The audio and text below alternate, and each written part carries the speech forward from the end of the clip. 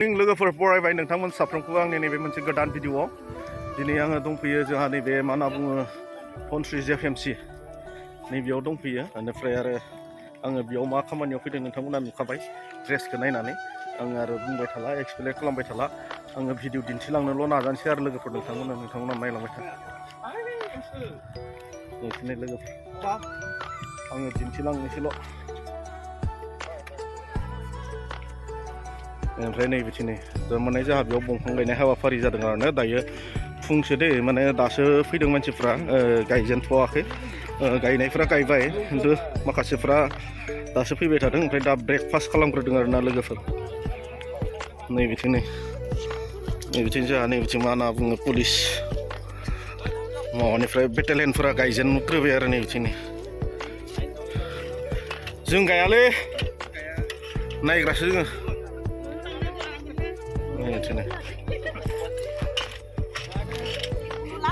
नैबेखौ नै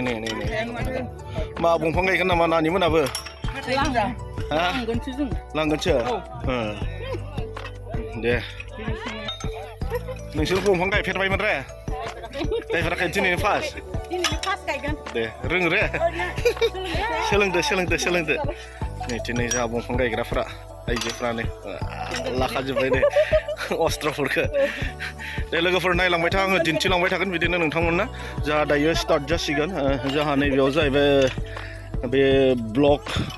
10 नै ब्लक 10आ नैबेथिं गायदों जोंहा ब्लकआ 1निफ्राय 10, 11, 12, 15हालागै दङ आरो ब्लकआ बेनिफ्राय जोंनिया ब्लक 2आव आरो लोगोफोर जोंनिया ब्लक 2आव नैबेथिंनो माने गासैबो डिपार्टमेन्टआनो थारमाने बेयाव बाहागो लाफैदों माने बियो वर्ल्ड रेकर्ड आरो नैबे दंफां गायनाय हाबाफारिया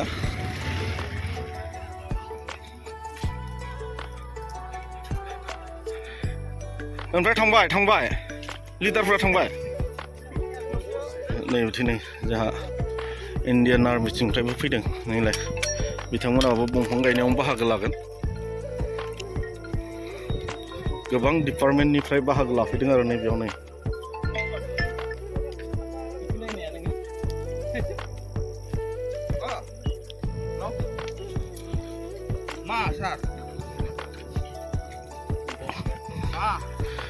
जोंनिया ब्लक 2आव गायगोन दे लोगोफोर आङो दिन्थिगोन नोंथांमोननो गायनायखौ बेनिफ्राय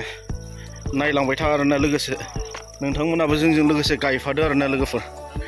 माबा फैफाबाय थादो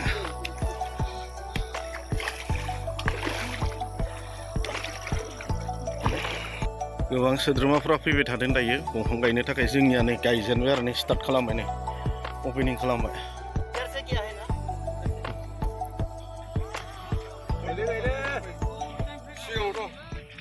दंफां गायग्रा मेडामफ्रा मेडाम दसे नायदो गायिनि सिगाङावनो मेंखाबाय नामा मेडाम मोना गैलिया साथाखौ खायला खालामनोसै नुवाखै मोखांखौ फांथामल' दे मानो होबथेखो दंफां गायनो फैनाया बिदि होबथेलायबालाय बोरै जानो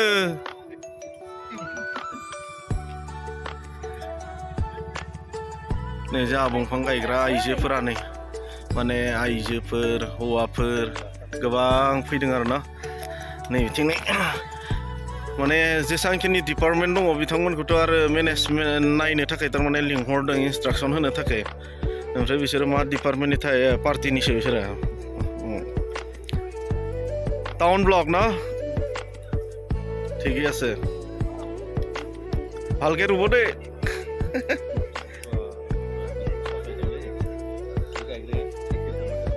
बे आदामोना जाबाय अफिस थिंनिफ्रायनो मबे डिपार्टमेन्टमोनथाय इरिगेसन डिपार्टमेन्टनिफ्राय टंला इरिगेसन डिपार्टमेन्टनिफ्राय आदामोनानै ओमफ्राय जोंहा नै बिथिं दङ एक्साइज डिपार्टमेन्टनिफ्रायबो दङ नै माने गासिबो डिपार्टमेन्टखौबो थारमाने बेयाव इनभल्भ खालामदों आरो न नै जोंहा सारमोनाबो सफैबाय नै ঠিক আছে না স্যার बरिया दे होनना बुङो आसाम सरकार आरो बिटिआर सरकारनि बानजायनायाव जोंहा मा होनना बुङो अमृत ब्रिक्ष्या आन्दलन नैबेयो माने जोंहा दिनै जागायबाय बेयो दिनै मा होनना बुङो जोंहा सेप्तेम्बर दाननि 14 अक्ट' दिनै मा होनना बुङो जोंहा भैरबकुन्दनि साखाथियाव थानाय जिथुनाखि सिगारदाङा नैबे हाजो गुदियाव जोंहा मोनसे जेफएमसि दङ बेयाव जेफएमसिया जाहैबाय धनस्रि जेफएमसि बे धनस्रि जेफएमसिनि सिङावनो थानाय माखासे खालि हायाव माने बेयाव दंफां फुलि गायनाय हाबाफारि लादों आसाम सरकारनिफ्राय आरो बेयाव गोबां डिपार्टमेन्टफोरनिफ्राय फैनानै बाहागो लाफैदों बेनिफ्राय आरो बिदिनो ओनसोलनि साखाथि बाखाथिनि जायफोरनिखि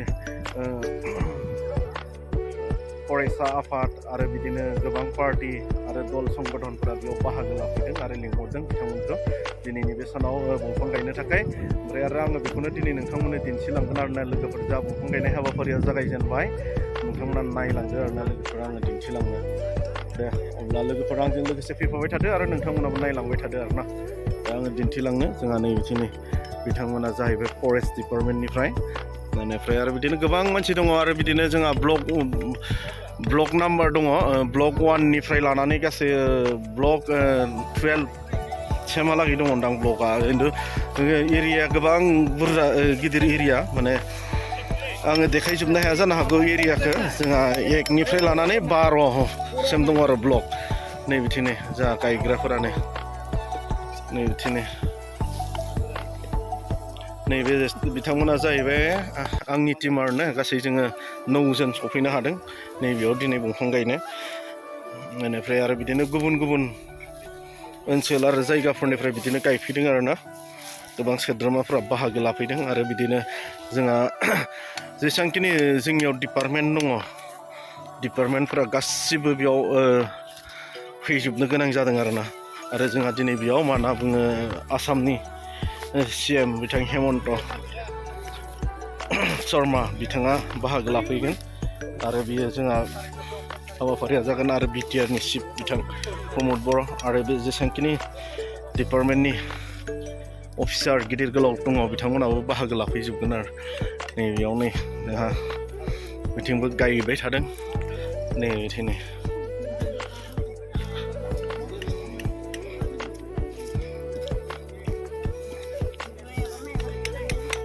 माने जोंहा बेयाव मोननै ब्लकखौ माने पाब्लिकनि थाखाय हगारनानै होदों गायनो बेनिफ्राय गुबुन ब्लकफोरखौ थारमाने जोंहा डिपार्टमेन्ट वाइसआव गायहोदों जोंहा इण्डियान आर्मिनिफ्राय दङ बेनिफ्राय आरो बिदिनो SSB दङ आसाम बेटालियन दङ फरेस्ट डिपार्टमेन्ट दङ बिदिनो ब्लक वाइसआव राननानै होनाय जादों आरोना बेनिफ्राय नैबे 1 नम्बर आरो 2 नम्बर ब्लकखौ माने पाब्लिकनि थाखाय हगारनानै होदों आरो गायनो ना लोगोफोर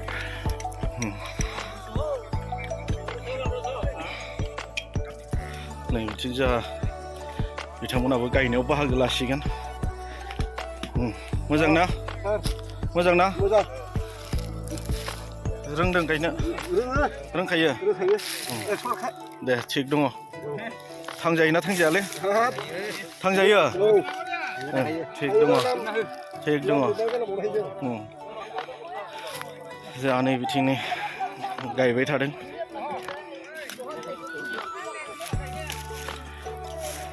बेनिफ्राय नै बिथिं नै बिथांमोनाबो गायदों सार एन्ड कर्प'रेसन আমি उदालगुरि এইটো UPPL দলৰ হয় আচ্ছা গতিকে আপোনাক এতিয়া কৈছিলোঁৱে হয় কৈছিলে কোৱাটো গতিকে আপোনাক এটা ডাইলগ এটা কওঁ একবৃক্ষ দশপুত্ৰ হয় এডাল গছৰ আৰু 10টা সন্তানৰ সমান নহয় গতিকে গছ পুলি এডাল কাটিলে এডাল ৰোগ এই যিটো আমাৰ চৰকাৰৰে হওক বা আমাৰ সমাজৰে হওক এডাল গছ কাটিলে এডাল ৰুব লাগে কাৰণ जोंहा बिदिनो गोबां सोद्रोमाफ्रा फैबाय थादों दासिमबो बेनिफ्राय आरो मा होनना बुङो जोंहा दायो गायनाया जागायजेनबाय बेनिफ्राय आरो बिदिनो बेसेबां हायो देखायलांनो नाजागोन लोगोफोर नोंथांमोननो नायलांबाय था औ जोंहा नै बिथांमोना मा होनना बुङो जोंहा एक्साइज डिपार्टमेन्टनिफ्राय फैदों नै बिथांमोनाबो दंफां गायनाय हाबाफारियाव बाहागो लाबाय आरो बिदिनो बिथांमोननि डिउटिया जाबाय मा होनना बुङो बिथांमोना इन्सट्राक्सन होनाय आरो नायग्रामोन आरो ना अब्लाबो नै बिथांमोनाबो गायनायाव बाहागो लाबाय आरो ना जोङो बिफांखौ गायनांगौ नंगौना नङा बिफां गायोब्लासो जोंनि आबहावाया मोजां जागोन मानो होनना बुङोब्ला दिनै जोंहा ओरैबायदि बोथोरा ग्लबेल वार्म जालांबाय नंगौना नङा गरम बारा जाबाय बेखौनो नोजोर लाखिनानै जोंनि आसाम सरकार बा बिटिआर सरकारा दिनै बे हाबाफारिखौ लादों बेनिफ्राय दा नैबे खामानिया दिनै मावफुंजाबाय आरोना गासै जोंहा दिनैनि दिनाव बेयाव गासै 10 लाख फुलि दंफां गायगोन ना 10 लाख फुलि दंफां दे लोगोफोर नायलांबाय था आं बिदिनो गुबुन गुबुन भिडिअ दिन्थिलांनो नाजागोन नोंथांमोननो आङो बिथांमोनखौबो आंनि गोसो गोरबोनिफ्राय हामबाय होनदों बिथांमोनखौ लोगो मोननानै आरो बिथांमोनाबो गायबाय नै दे अब्ला नायलांबाय था लोगोफोर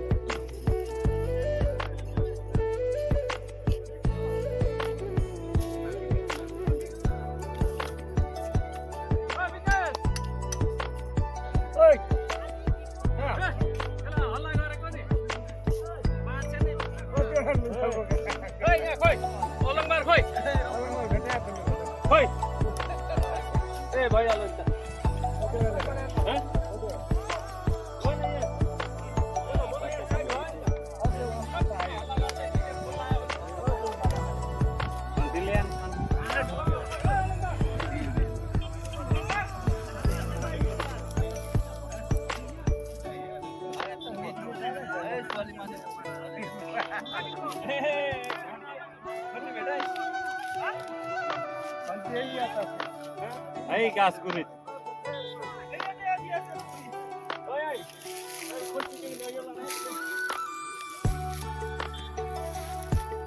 Oh, shower. I think I was. Bagi awak I think. Yaar kela. Hey, tate side ko hip kor lo.